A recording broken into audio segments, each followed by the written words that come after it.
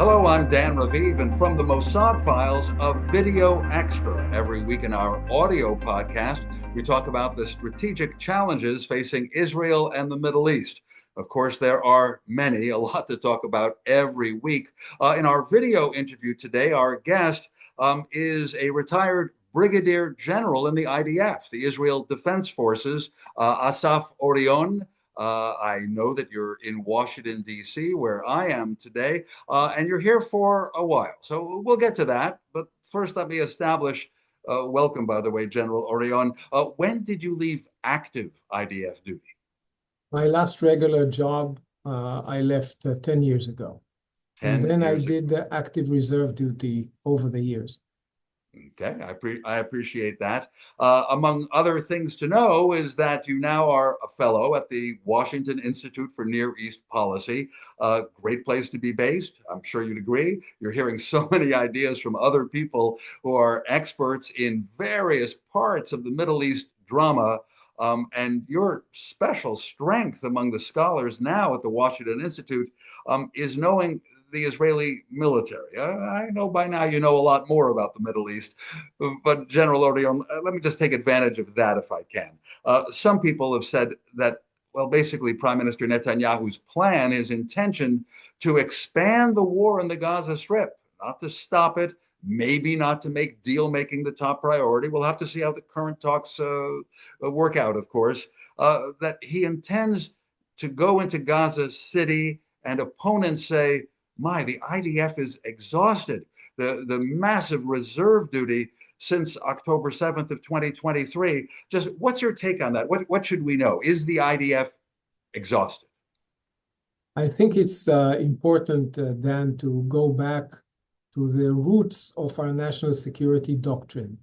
Ben-Gurion understood very well that Israel, being a small country, must develop a military punch which will be able to defeat enemy armies very quickly, to maximize the punch and to go back to build the country, operate the economy, and so on and so forth. What we don't have is endurance, which is the privy of large countries like Russia. What we now see in Ukraine shows you how a very resource-rich, manpower-rich, industry-heavy country like Russia can run a very long war. And this war in Gaza is our longest war ever. And it stretches our endurance on the economy, in the stockpiles, in the equipment and maintenance, and definitely with the human capital, both regular army and reservists. Now, regular army are, you could say, treated or eroded day in, day out in Gaza, in Lebanon, Syria, West Bank, and so on and so forth. But the reservists are trying to juggle both the military missions and their daily lives. Those people have jobs, families, careers, and so on and so forth. And just living on hundreds of active duty reserve days just, cuts them or grinds them down severely. And we see that with lower rates of turnout when people are called. So you hear reports about units with decreasing turnover or turnout numbers. And you also hear the saddening numbers of growing suicide cases of both regulars and reservists. And these are all, I would say, indicators of the toll of war being a long one and testing endurance beyond just the military punch. Asaf, are you concerned about this phenomenon of not reporting for duty when your unit is activated? I mean, is it really that big, or it's still quite a small phenomenon? It's significant. The IDF is reporting that it lacks something between 10 and 15,000 people in both combatant and combat support jobs. And it only sharpens up when one recalls that at the same time that people are being called again and again and again and suffering the losses of war, we have quite a large element of our society which is exempt from the draft from political reasons or for political reasons. So when the Haredi sector insists mostly not on not being drafted, the serving parts of society are bearing a very heavy toll. Well, you're suggesting something that we certainly read about, which is a sense of resentment. Haredi is a term for ultra-Orthodox, by the way, where in general their rabbis say you should study, study, study. If anything, that's your service to the Jewish people and the Jewish state. Are you not encouraged by some units of ultra-Orthodox young men who have agreed to enlist? I mean, it seems like that number is up. In some ways, it looks good. Absolutely. Better late than never. Better small than nothing, but it's not enough. And there's a basic, even, a Jewish value element of our equality. And when war happens, everybody needs to go to the army. We have this saying, "Afilu chatan michupato," even a groom from his chuppah and from his wedding party needs to go to the army if war comes. And that has happened quite a lot, as we know, yes. Yes. So there's a basic thing, I would say something, on the value base, it's a question of equality. On the cultural base, there's nothing that Israelis hate more than being friars, as we said, or as we say, and that's being pushovers or taken advantage of. The perfect English word is suckers, right? Israelis don't want to be friars. Is being taken advantage of. Yeah. And there's no sharper, I think, example than this ultra heavy burden on the serving parts of society, and this exemption and draft avoidance, even in our face, that the Haredis do. Now, there had been a move, help me update our viewers and listeners. There had been a move through legislation in the Knesset to correct that to some extent, to take away the exemption. It was no political surprise that ultra-Orthodox political parties, including members of the Netanyahu coalition, fought that tooth and nail, and they're the ones who seem to have won, right? The bill, if anything, passing the Knesset is not forcing the ultra-Orthodox to serve. Is that right? For the time being, it's correct. The dependence of the Prime Minister and his coalition on the participation of the ultra-Orthodox parties right now trumps whatever other needs there are.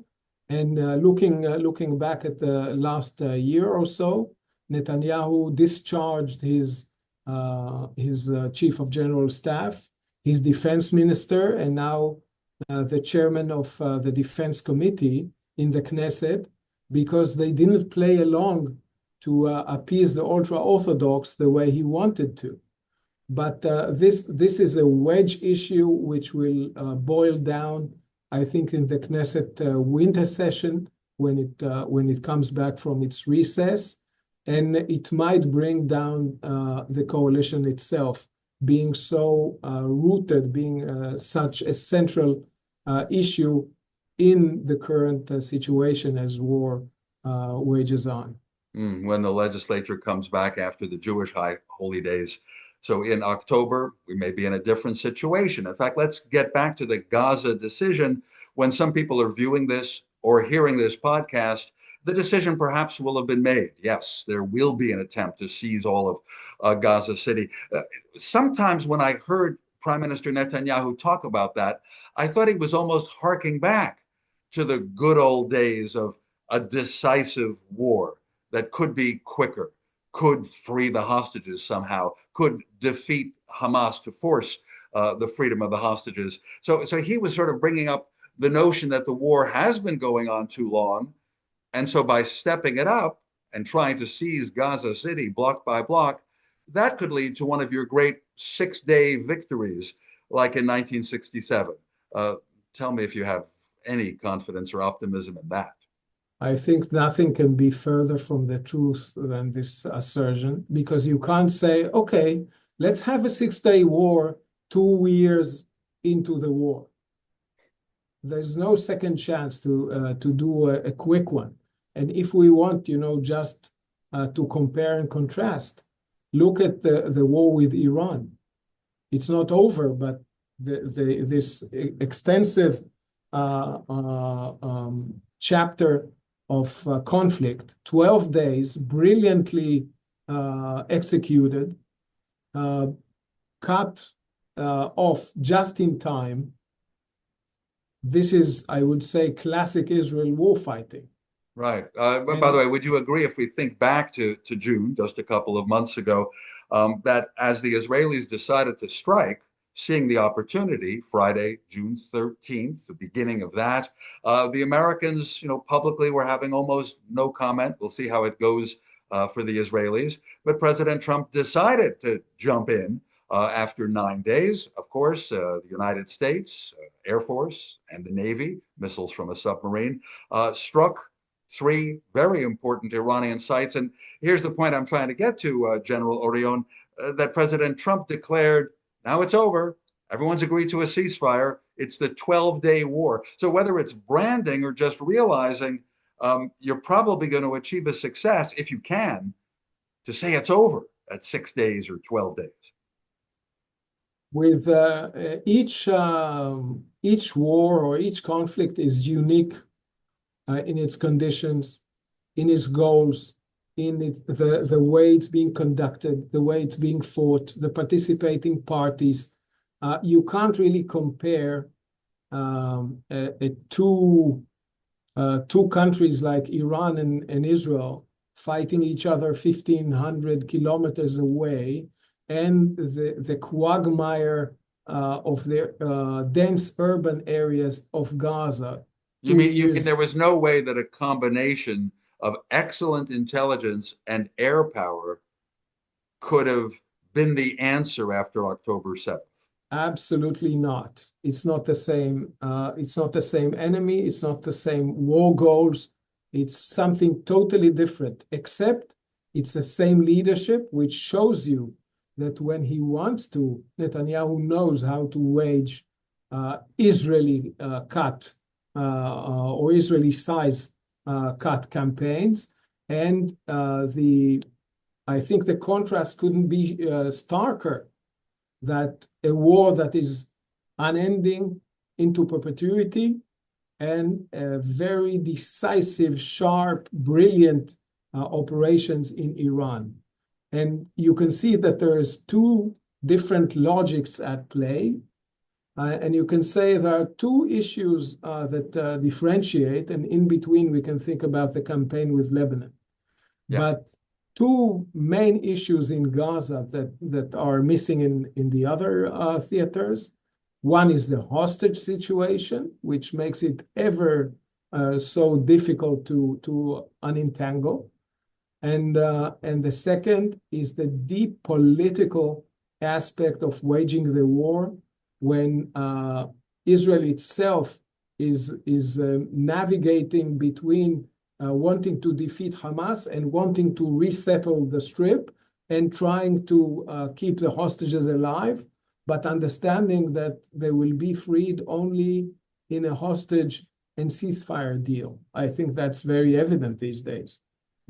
So to your question about what the decision was, Netanyahu declared, yes, we're taking over Gaza, but the timetable for the IDF gave them 2 months to prepare. That's not an immediate blitzkrieg if we're looking for one. Let's talk about Lebanon, because there is the sense, and I hope you'd agree, that in the second half of last year, at least for now, Israel did defeat Hezbollah, Iran's proxy in Lebanon, after many, many years. All sorts of forms of conflict, including an Israeli second Lebanon war in 2006. And it took so many forms. And then, as my perception is that last year in September, there was a decision to push the button that the pagers, the beepers, and the walkie-talkies would explode. Remarkably, the story came out that the Mossad had sold that gear to Hezbollah, but about 10 years ago. So that operation was planned for a long time to press the button whenever the prime minister thought the moment was right.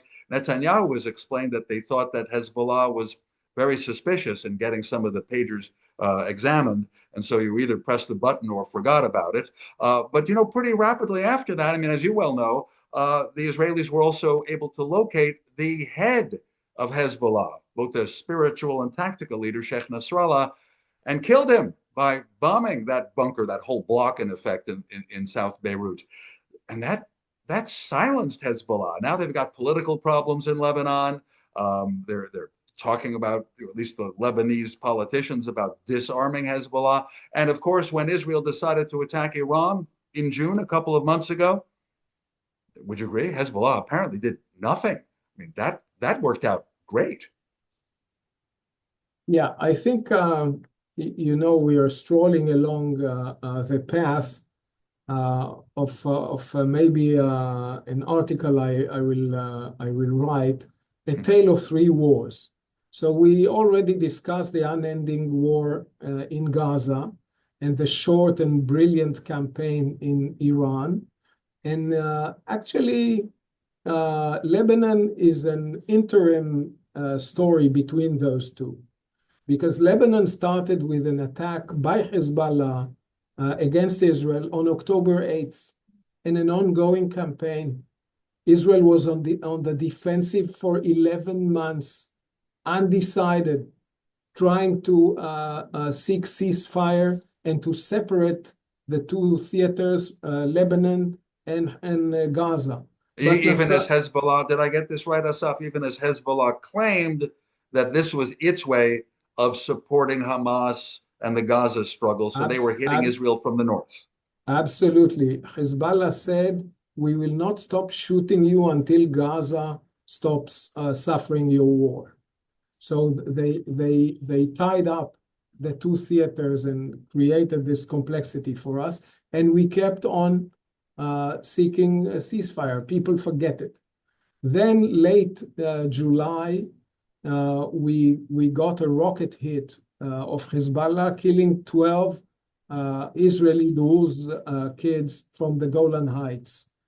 And from there, we started this series of attacks. It wasn't a pre-planned campaign, but all its components were have been prepared in the two, I think, almost 20 years. It's from 2006, some of the preparations. Fantastic intelligence achievements and brilliant precision strikes on the people, on the right targets. The pager was a use it or lose it moment.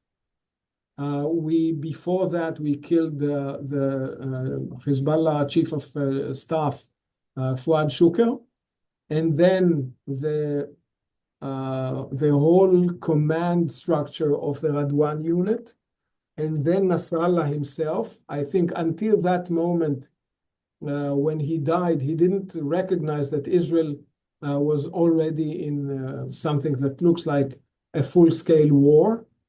But not less important is the understanding that after hitting 80% of their rockets and something like 5,000 fatalities to Hezbollah and then early October starting to maneuver into the cross-border area and destroying all that Hezbollah has built since 2006 under our noses. Still then, Israel stopped short and said, okay, enough is enough. We're going to a ceasefire. And that's late November 27th, I think. And since then, Hezbollah ceased, and we keep on firing is a special arrangement with a good understanding with the United States about our right of self-defense, with a fantastic role of the United States Central Command as the implementation and monitoring mechanism. And so we see how the military campaign transpired into a political diplomatic move, which keeps on grinding and undermining Hezbollah as we speak. Even this week, when the Lebanese cabinet decides that Hezbollah should disarm, it's a huge political achievement, even if the test of implementation is before us. And that is also a very stark contrast between Gaza seeking to utterly defeat an already defeated terror army. Hamas is defeated as an army. There are leftovers as guerrilla elements. And conquering Gaza will not bring the end of Hamas. It's like, you know, a balloon. You push one side, so the other one, the other side expands. But would it be correct to think that military pressure does perhaps get Israel a better deal from the other side? It takes two to tango, and both sides need to want the deal. Hamas is a brutal, barbarian organization, and we've seen its humane or anti-humane nature dealing with our hostages. So they haven't made our lives easier. Many times they undermined the deals. But Israel also did its part, not grasping the moment in some cases, and not doing the utmost to liberate our hostages as soon as possible. Just in our remaining minutes, because we do call this podcast the Mossad Files. So more broadly, whether it's the Mossad or the Amman, the military intelligence agency, and the various wings of Israeli security and intelligence, maybe especially when the IDF is understandably tired and soldiers with their reserve duty have been exhausted and stretched, etc.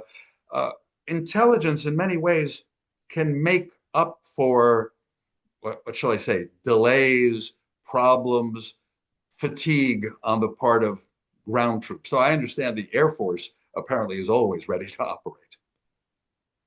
I think we need to recognize the key role of intelligence on both ends of success and failure.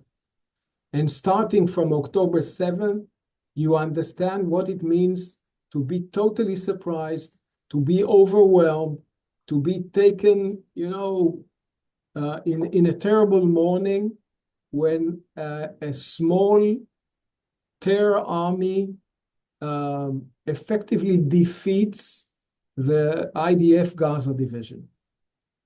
That's, I would say, the essence of ill-preparedness by intelligence failure. And even in that condition, when you say, okay, the Air Force is ever ready, no, the Air Force was not ready that morning. And our residents and the border communities paid the price. With Iran and with Lebanon, you see what exquisite intelligence achievements can serve as a weapon bore site, if you wish, and to be the basis for brilliant kinetic and non-kinetic operations like we've seen the Mossad perform in Iran, and strangely publishing it immediately, saying we're fighting you from your own territory. You're not used to that notion that the Mossad apparently has okayed all sorts of leaks that I know personally kind of publish those stories. They want them out. They want them out. The operations are fantastic, but with Iran, it's a long game, and all our tricks will be needed again, and we'll need to make new tricks to outsmart them and to take them out. But if you only look at the great strikes and opening gambit in Iran, taking out dozens of top military officers of Iran and taking out the air defenses, you can see, the success and failure and their meaning from October 7th all the way to the current days. It By the cannot way, since we're talking about intelligence, and we only have a couple of minutes left, Asaf, so the role of intelligence at this stage in the Gaza war, locating hostages, being sure not to bomb where they are, is something elemental, of course. Early in the Gaza war, locating high value targets, that's a military intelligence function, right? Once you decide to go kinetic and operate inside the Gaza Strip. What sort of functions are there now for military intelligence? You need the full spectrum from decision making and strategic decision making. Like, how do you keep Nasrallah away from employing his full force, thinking that he still doesn't see Israel going to full-scale war? Okay, when he was still alive last year. Okay. Yes, Iranian decision-making. Are they going for the bomb? What are they going to do with the highly enriched uranium, the 400 kilos? Okay, so within the Hamas structure, I mean, we noticed that the Mossad director, David Barnea, is involved in the talks through mediators. And maybe that's in part because the Mossad is not just an alternative foreign ministry, but could be very good at figuring out what's going on in the mind of the enemy. In Hamas in particular is more the responsibility of Shabak and the Aman, the Israeli Defense Intelligence. But certainly you need the full spectrum from strategic early warning, decision-making at the enemy side, their operational plans and how to foil them, and all the way to targeting and pinpoint early warnings. Now in the second window, third floor, this is the target you need to hit, and that's the way to to send your drone or whatever. Okay, so being the Gaza Strip, it is mostly Amman, Agafa Modi'in of the military, and Shin Bet, as you said. Yeah. But at some point, they also hopefully will figure out if Hamas is willing to make a deal and end the war. You don't even want to be taken by surprise by that there's a window of opportunity if Netanyahu wants to take it. I think the main challenge about Hamas today is figuring out what's left of its command structure. Who's calling the shots? Who is still relevant? Who commands those who hold the hostages? Because the actual answers to the deal or no deal are received through the mediating channels, through Cairo and through Qatar, Doha. Well, like I say, by the time people see this or hear this, things might have changed. In some way, I doubt they'll change for the better, and I don't even know how to define that term. Brigadier General retired Assad Orion, now a scholar at the Washington Institute for Near East Policy. Thank you for taking the time and sharing so much of your perspective. I appreciate it. Thank you for inviting. And just so you know, in case things do change, we recorded that conversation on August 19th. Just a few words before we go in this Mossad Files video special.